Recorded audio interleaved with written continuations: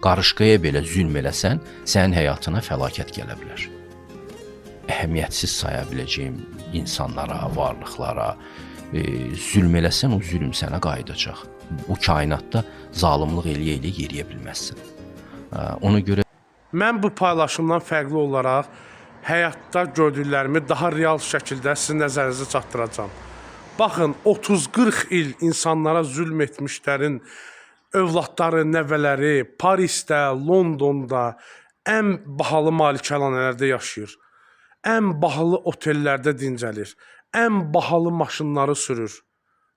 İnsanlara zülm etmiş adamların övladları, nəvələri.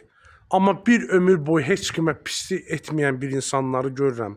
Ya kifayət qədər belə insanlar görmüşəm. Nəsə başına iş gəlir. Ya özü xəstələnir, ağır xəstəliyi tutur, ya övladları. Reallıq budur. Mən bunu görmüşəm.